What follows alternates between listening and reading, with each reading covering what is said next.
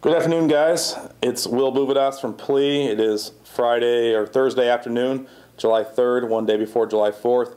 Joe is not here today. He's on some vacation time, visiting family back in Chicago, Wisconsin. But I wanted to touch base with you guys because a couple important things happened today and yesterday that I think you guys need to be informed about. First thing, we had a hearing today, the first hearing in the buyback lawsuit for the sick and vacation time. That hearing was this morning at 10:30 at Superior Court.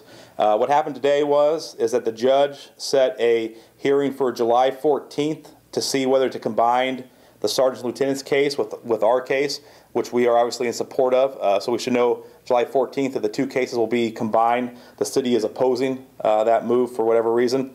And then on July 16th, the judge set a date for a hearing for a restraining order / injunction that would last throughout the case.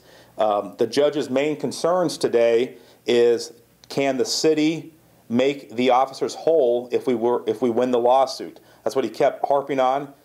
He seems very concerned about the city's ability to make the officers whole, and that seems to be what he will decide whether to grant a temporary restraining order or not on the 16th on. Obviously, our stance is that because of the way that the calculations are done, there would be no way for the city to go back and make each one of you whole. So that was our argument today, and that will be our argument on July 16th. But we should have a decision on July 16th, one way or another, regarding if there will be an injunction / restraining order through the rest of the case. The judge has also indicated that he's going to put the case on an accelerated time frame.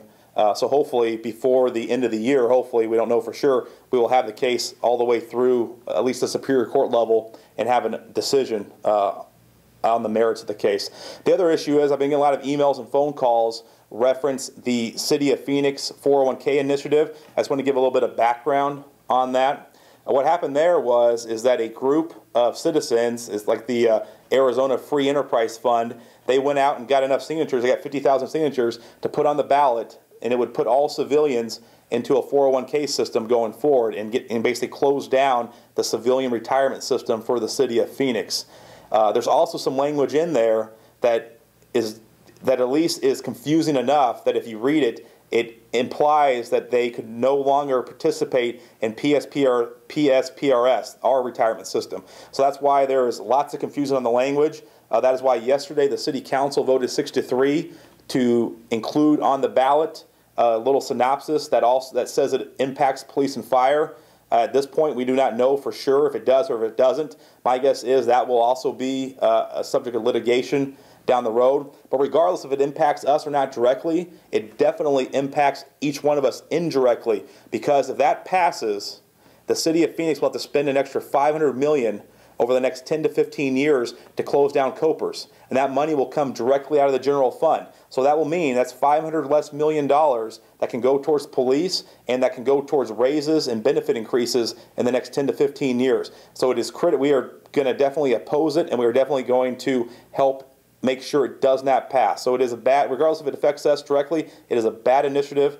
We are on top of it. We are opposing it. We are going to be actively out there campaigning against it. So just to let you guys all know, I know a lot of people have asked questions about it. So those are the two big issues. We'll know for sure in the TRO restraining order in 2 weeks, and the 401k initiative for Copers. It's a bad deal all the way around. You guys have a great July 4th, and stay safe out there.